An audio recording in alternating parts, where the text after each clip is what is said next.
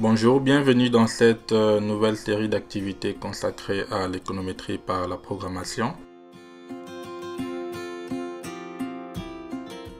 Dans les épisodes précédents, nous avons noté que le choix d'un sujet de recherche doit dépendre d'au moins 3 facteurs.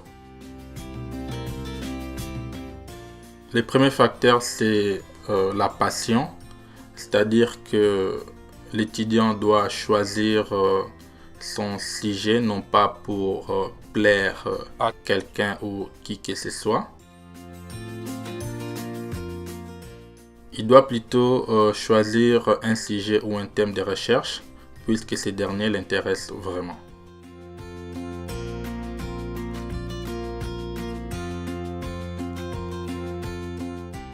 Le deuxième facteur, c'est la disponibilité et l'accessibilité des données. Dans les vidéos précédentes, nous avons montré comment identifier les bases de données. Et enfin, le troisième facteur, c'est la compétence.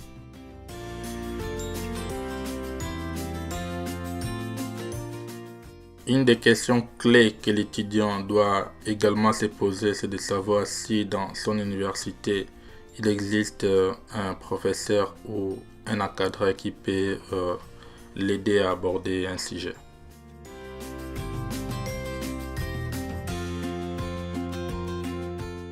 Alors, si vous avez identifié votre sujet de recherche ou si vous avez une idée plus ou moins générale sur un thème, la première des choses à faire, c'est de procéder à un survol de la littérature existante.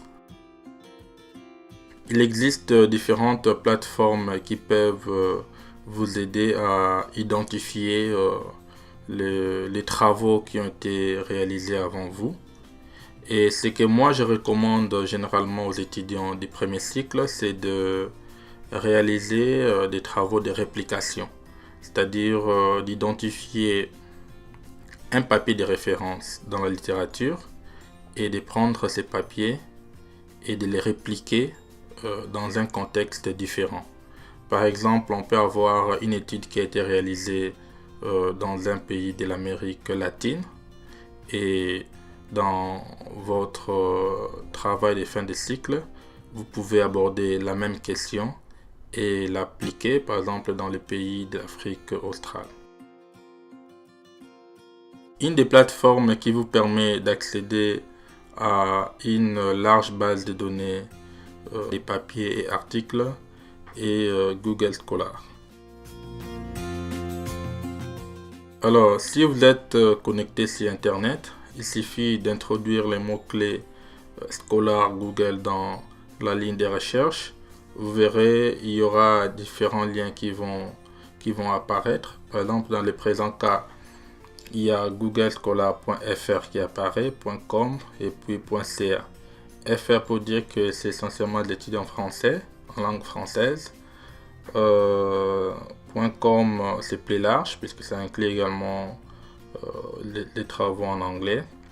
Et puis .ca c'est pour se concentrer vraiment sur la zone canadienne. Alors moi je vous recommande de prendre googlescholar.com et une fois que vous accédez à Google Scholar, vous pouvez introduire les mots-clés pour voir s'il existe des travaux qui ont été réalisés avant vous dans les mêmes domaines.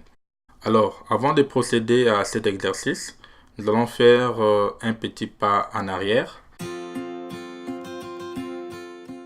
Nous allons très rapidement survoler la base de données de la Banque mondiale que je trouve très intéressante, surtout pour les étudiants du premier cycle.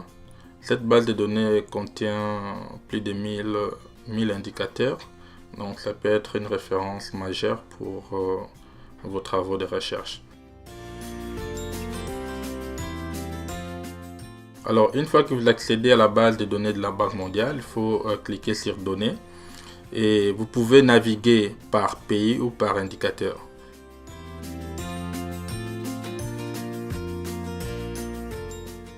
Alors, moi, je vais naviguer par pays et plus précisément, je vais choisir le Congo, la République démocratique du Congo.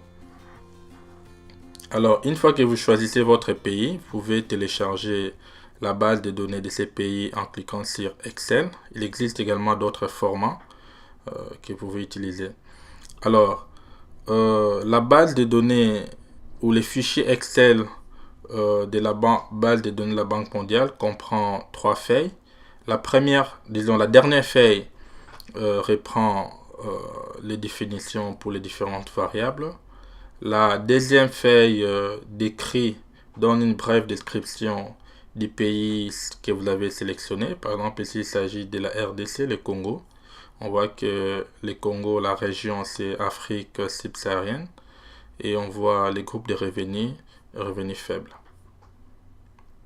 Et la première feuille contient l'ensemble de données qui nous intéressent. Donc, pour certaines variables, il n'y a pas de données. Et par contre, pour d'autres, il y a des données. Donc, comme je vous l'avais dit, le choix de votre sujet doit tenir compte de la disponibilité, mais également de l'accessibilité des données. Donc ici, on voit qu'il y a des données qui sont disponibles et accessibles. Supposons que je m'intéresse à l'interaction entre électricité et croissance économique. Donc je dois m'assurer qu'il existe des données sur la consommation de l'électricité pour la RDC et qu'il existe également des données pour la croissance pour la RDC. Alors je vais faire une petite recherche dans ma feuille, donc je vais introduire comme mot-clé électricité pour voir s'il y a des données sur la consommation de l'électricité. Oui, je viens de voir ici, il y a consommation électricité en kilowatts par habitant. Donc je vais voir où il y a des données, donc je peux copier cette variable et je vais créer un nouveau fichier Excel et je vais enregistrer ma variable dans ce nouveau fichier. Donc ici j'ai une variable intitulée consommation de l'électricité par habitant, mesurée en kilowatts. Et je vais également faire une petite recherche pour savoir s'il y a des données pour la croissance en RDC, ou encore je peux prendre les PIB.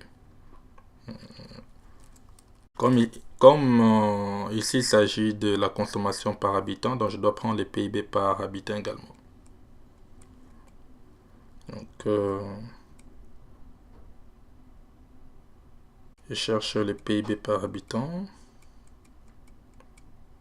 Voilà, j'ai la variable PIB par habitant en dollars constants. Donc je vais les copier et je vais les mettre ici.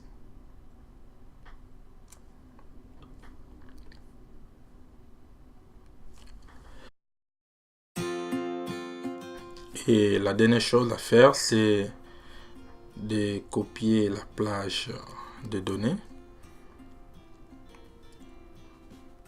la plage correspondante de données. Donc ici, je peux voir que mes données commencent en 1960 pour les PIB et en 71 pour la consommation. Donc ce que je vais faire, je vais harmoniser la longueur, donc je vais couper.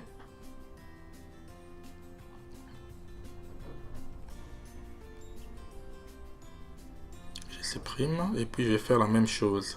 Pour les PIB, je vois que la date de la fin c'est 2017, par contre pour la consommation c'est 2014. Donc je vais également couper la série pour harmoniser les deux séries. Et la dernière chose, je vais renommer mes colonnes. Donc la première colonne, je vais la nommer période. Et la deuxième, je vais la nommer PIB par tête. Et la troisième colonne, je vais la nommer électricité. Par tête également.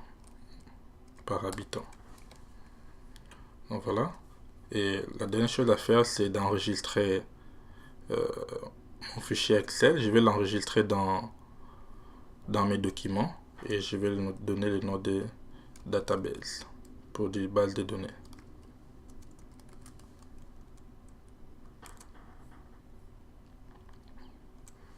Alors, une fois que j'enregistre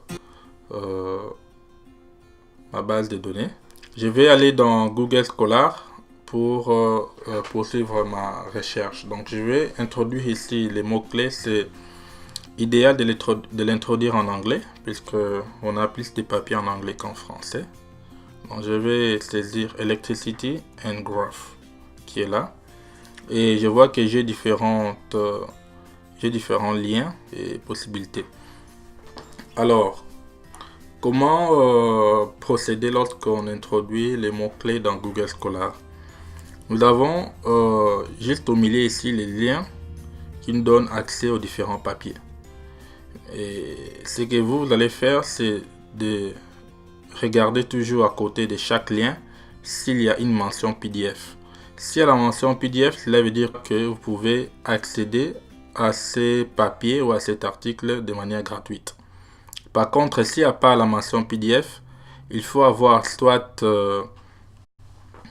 un accès à cet article ou à ce journal à travers des mots-clés que vous donne, à travers des setups que vous donne l'université, ou il faut payer. Et c'est généralement très cher, c'est 35 $ par papier. Or, pour une étude, vous allez consulter une centaine de papiers. Donc, s'il faut payer à chaque fois 35 $, ce sera un montant très élevé. Alors, la stratégie serait d'identifier à chaque fois les papiers où il y a la mention PDF. Donc, s'il y a la mention PDF, cela signifie que vous pouvez télécharger ces papiers gratuitement. Alors, le choix des papiers dépend aussi de votre expérience en recherche. Comme je l'ai dit, la compétence dépend également de la disponibilité de professeurs ou des encadreurs qui peuvent vous accompagner dans la réalisation de votre recherche. Donc, les liens PDF vous donnent accès gratuit à des papiers et vous n'aurez rien à payer. Donc, je vais prendre un papier au hasard. Donc, je prends ces papiers Electricity Consumption and Economic Growth in India. Donc, ici, c'est au fait, c'est le même sujet que moi je vais aborder, mais je vois que l'auteur l'a abordé dans le cas de l'Inde.